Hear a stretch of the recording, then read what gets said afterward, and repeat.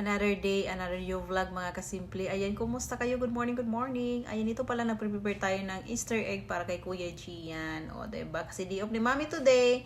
Kasi kaya ngayon agahan natin pagising para mag-prepare ng Easter egg. Kasi dadalhin ni Kuya ng 8 in the morning. Kaya si Mami talaga sobrang bilis-bilis. Sabi ko, Papangkano, tulungan mo ako dito, Papangkano. Kaya sabi mo, Papangkano, hay naku, day. Ikaw na dyan, day. So, ito na nga mga kasimple. Ayan na. Bilis-bilisan ko kasi yung time ni Kuya malapit na. Ayan, while nagprepare ako ng breakfast, nagprepare din ako ng Easter egg dito para dalhin ni Kuya. Ayan. So, ito na nga mga kasimple. Let's go. Tapos na, diba? Parang magic. So, ito na nga. Dahil di-hope natin today, si Mima walang pasok. Kaya nagbanding muna kami. Sinusuklay-suklay ko siya. Inaayos ko siya bago siya manood ng TV. Actually, tapos na siyang mag-breakfast. So, ay, ganito ang buhay nanay. Sabi niya, Mami, gusto ko ng let it go. Let it go yung buhok ba na si, ano ba? Yung si Frozen, ayan. So, gustong-gusto niya yon. So, while nanonood siya ng TV, mga kasimple, inaayos ko siya. Nagbabanding muna kami. Guys, gustong-gusto niya talaga yung manunood siya ng TV na kasama ako. Ayan. So, inaayos ko muna yung buhok niya. Ang haba na ng buhok ni Mima. Ayan. So, ganyan na nga mga kasimple ang buhay nanay sa Amerika. Ganun. So, ayusin muna natin ang ating mga anak. Ayan, magbanding-banding tayo bago tayo maglinis. Charot. So, ganyan. Talaga, minsan naisip ko talaga yung unang trabaho bago ang anak, charot. Ayan. So, kailangan natin unahin ang anak natin bago ang trabaho. Ayan.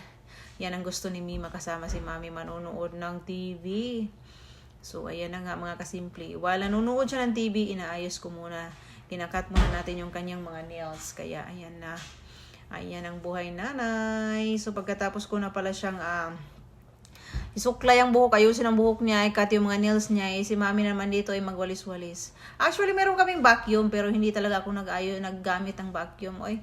So, ginagamit ko lang ang vacuum mga kasimple sa aming carpet. Ayan. So, pag dito naman sa sahig namin, sa aming wood na sahig, gagamitan natin ng walis. Oy. Kasi doon talaga sa amin noon, di ba, walis-walis ting-ting. Ayan. Ayan ang aking anak, while nanonood siya, kumakain niya ng puto. Kumakain yan siya ng steam cake. Ayan.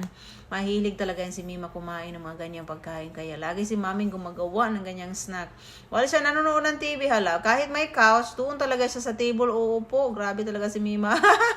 So, ayan talaga ang kinabuhay ni Mima. Ang cute niyang makaupo doon. Oh, ang liit-liit. Ayan, diba? So, ayan talaga ang buhay nanay, day. So, ayan for today's video mga kasimple. Maraming salamat talaga sa laging nanonood ng aking videos. Ayan. Thank you sa inyong lahat. Ayan, sa laging nagsusubaybay ng aking mga video. Ayan, so, Simple Buhay Amerika. Video ko guys. Thank you sa inyong lahat sa laging sumusuporta. Ayan, mauna yung kinabuhay natin sa Amerika guys, no? Yung akala nyo ay, yung kasimple niya, ayahay ba? Ang saya-saya nito. Parang marami talagang pera. Charot. Kung walang trabaho dito mga kasimple, wala talaga tayong pera. Hindi tayo magre-recycle, wala tayong pera da. Ulit tayo makapagbenta ng ating recycle, wala tayong mailagay sa ating savings doon, sa ating mga alkansya. Ganon lang yan siya mga kasimple. Kaya walang simpleng-simpleng buhay da. Kailangan natin magkayod para tayo magkapera. So yan, God bless all sa inyong lahat. Dito lang muna nagtatapos ang ating video. Maraming salamat po sa laging nanonood ng aking video. Thank you. God bless all mga kasimple. Bye-bye.